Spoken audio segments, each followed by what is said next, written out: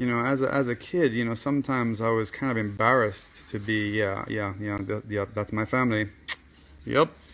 But as I got older, and of course right now, you see how many people really admired him and respected him, and you know, he, not many people, when they see him and they see how helpful he is and how charismatic he was and how stunningly handsome he was. You should see some of the photos of him when on a wooden sailboats, in the 60s. I mean, like, geez, you know, the guy was a very good-looking man. But with all of that, you'd have a hard time believing that he had a very, very tough childhood, a traumatic childhood, and like so many of us, so many people, have trauma and traumatic lifestyles. But I suppose that's why he loved the natural side of Antigua so much. Like the freedom that you have in Antigua now, even pales in comparison to the freedom that children in the 50s and 60s had. And they grew up on Dutchman's Bay, in between two bases. It was when he was born, it was all one base, and then it became later on down the line, it became U.S. Navy on one side and U.S. Air Force Base on the other side. And my grandfather and grandma, while they were having 7 children here, they built the first hotel on a beach in Antigua, the Lord Nelson Beach Hotel. And he grew up in that hotel, and of course you can imagine how much of a pain in the ass it would have been to have children running around in the hotel. So I guess my grandfather and grandma used to try and get them out of the hotel as much as possible, and they spent a lot of time adventuring. I mean, Antigua and Barbuda, he used to tell me stories about taking a dagalog. Young people don't even know what a dagalog is, but a dagalog is a bunch of century plant stalks cut, dried out, and made into a raft. And we used to see fishermen. Growing up, that's what fishermen used to use to go and collect conch and lobster. And he told me that he would go out with a dagalog, him and a couple of his friends, and fill the dagalog to the point, like easily, in the bay right there, fill it to the point of sinking with conch, and then come back and clean conch all day long and go and sell conch. It was one adventure after another, and I think that adventurous lifestyle, was part of who John Fuller was until the very end. Every opportunity for adventure, for throwing away his court clothes, taking off a tie, getting out on the water, going into the fields in the middle of the bush in Antigua to look for Amerindian settlements, to discover new settlements, to go on sailing trips down to St. Martin, St. Bart's, the Virgin Islands, Grenada, you name it. It was just one adventure after another. And but like I said, he had some trauma. When he was born with a disease that mostly is a disease that happens in black communities. It's called Blount's disease. And Blount's disease, you see people walking around with their legs, bowfoot, they call it. Like very, very, very bent up legs. And he was born with bowfoot, as they call it in Antigua, bowfoot.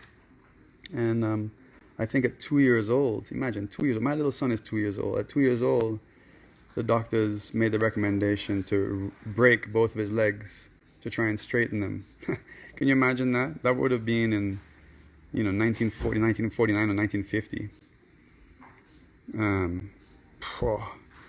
And then subsequently, he, years later, he ended up spending more. He fell off a horse, broke both of his legs again. I mean, by the way, horse riding, that was a big part of their childhood. They didn't have cars and taxis and buses back in those days. Like I said, they had a few cars. Growing up, it was so interesting to hear my father and all his friends talking about AG. You remember AG 47?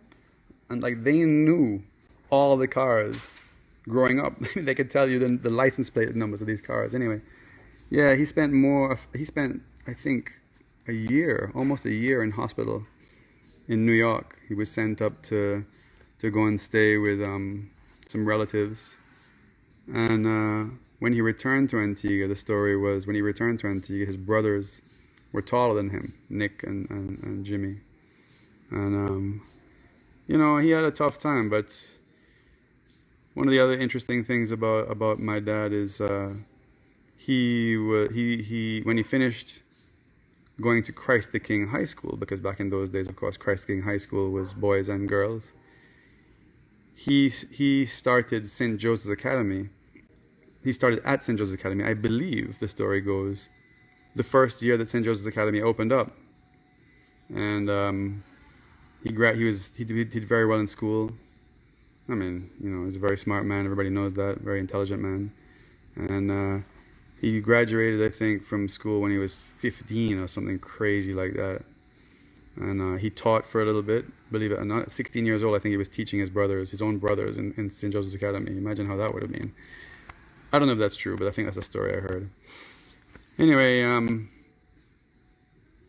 he was sent by my grandfather, my grandfather went to a military academy, okay?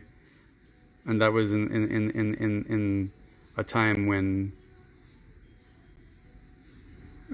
parenting was a little bit different, He was tough. He could be very mean. And, I can imagine there's some stories that probably had a lot of truth to them anyway. My father was sent off to go become a doctor. You go to become a doctor. Don't come back to Antigua until you're a doctor, okay? So off he went to school in America. Didn't come back to Antigua for years. And he said he didn't like medicine. Dropped out of medicine, got a bachelor's degree in Spanish or something like that, in some kind of languages. Came back to Antigua, and Grandpa was like, yo, what the hell are you doing back here? Well, I finished. I graduated. Graduated with what? Well, I got my bachelor's degree in Spanish. Get the hell out. Apparently, he got kicked out of the house. And he worked that would have been, I don't even know, sometime in the 60s. Middle 60s. He got kicked out of the house. And he worked on a wooden... Back in those days, there was a lot of trade between the islands. Each island built fantastic wooden freight ships, sloops, and schooners. And my dad worked on a wooden one and traveled up and down the islands. And I mean, it's amazing, all the stories of going to St. Martin when St. Martin was looking like a more primitive... Well, I shouldn't say primitive. St. Martin was looking like how Barbuda looked 20 years ago. That's how St. Martin looked when he used to go trading there. And, and Anguilla was like this sandy bank with it's crazy. Some of the stories, just a crazy adventure. I remember one time he told me that all the boats he worked on had pigs on board, and I'm like, well, why do they need pigs? He said, boy, the saying goes that if you sink out at sea and you have a pig on board, the pig swims directly for land. Even if you can't see land anywhere, the pig knows where land is, and that's where you gotta go. Anyway, he got a message to come back to Antigua. He was in one of these islands, and you gotta come back to Antigua real quick. Your father calling for you. So he thought maybe there was, something serious happening in the family, maybe a death or something. So he came back to Antigua. He arrived back in Antigua, and my grandfather gave him a one-way ticket to London and $100. And he said, look, when you reach England, you're going to go stay with these people. Don't come back to Antigua until you're a lawyer. And so that's what he did. He went to England with $100 in his pocket. His first job was working at a nuts and bolts factory. And he started going to law school shortly after that. Of course, having to work to pay for his schooling. Because of his degree, he knew how to speak Spanish, and he knew quite a bit of Italian. I guess if you speak Spanish, you can learn Italian pretty quickly. And this strange thing called pizza was arriving in England, and somebody heard that he knew how to speak Italian and said, "Listen, man, like we're going to start a pizza restaurant. Will you manage it for us?" It's like, well, okay, sure. And so my father was one of the first managers of what became a massive restaurant chain in England called Pizza Express, and in London. He was one of the first managers there. I got a message from a guy he hired as a well, I don't know. The story goes he hired this guy as a dishwasher, and the man ended up, 30 years later ended up becoming one of the major owners of this franchise. Dad, that was the biggest mistake you ever made. I can't believe Dad didn't stay in that pizza business. But then again, if he had stayed in that pizza business, we would have been rich, really rich, but we wouldn't have had the rich lifestyle of growing up in Antigua. So while going to law school, he met my mom, who was also in school, and yeah, I mean, they had me. He passed his bar exams, back to Antigua, went straight to work, and yeah, he was a lawyer until yesterday here in Antigua, and like. You will rarely hear people say anything bad about him. He was a very interesting person in that he didn't really care who you were. He was always going to try and be kind to you. He was always going to try and be friendly to you. He was always going to try and help you. I think one of his biggest weaknesses in life, in fact, and something that if I were to say bad things about him, I would say yes, he helped too many people. He gave himself too freely to people, and free being the operative word most of the time as well. And he went without. It's hard to believe that he went without, but he did go without sometimes because he was doing too much work for free. Anyway, he and my mom, it was me first, then my brother Alexander Fuller, Ali, and then Eleanor Fuller.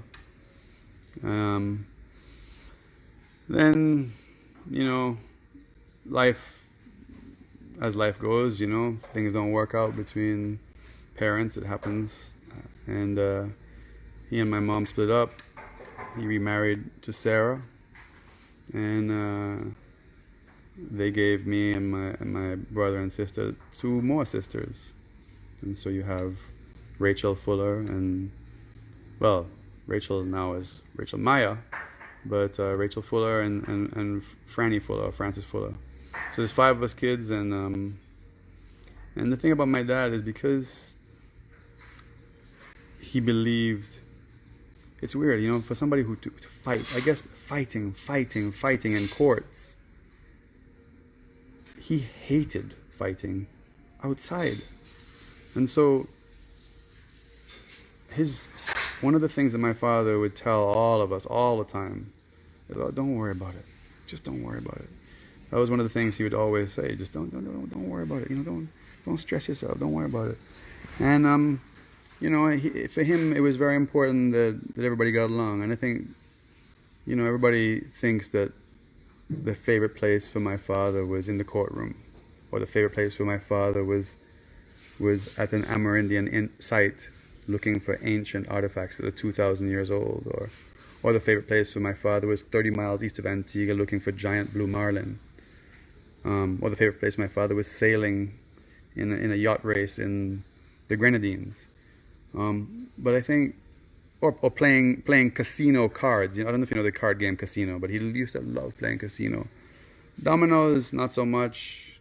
Oh, he played dominoes. Wari, not so much. He played Wari. But he loved life, of course. But one of the things he loved more than anything else is sitting down around the dinner table with his family, including his ex-wife, my mom. So you have my his ex-wife, my mom, sitting on one end of the table, his wife sitting over there, and I thought to myself, that's pretty cool that this man who has so much going on all around him, his favorite place to be is right here on the dinner table eating spaghetti and meatballs. He could eat that 7 days a week. Um, of course, one of my father's biggest weaknesses, and probably what took him early, I say early because he didn't have to go so early, was smoking cigarettes. And my dad had an addictive personality. As long as I've known my dad, I've never seen him drinking alcohol. But I heard that when he was a teenager and maybe in his 20s, he used to love to fire some rum. But he didn't drink. He wasn't a drinker in my lifetime. But cigarettes really messed him up. And that was the beginning of the end. He had heart issues because of smoking, just like so many other smokers all around the world. It's a crazy thing.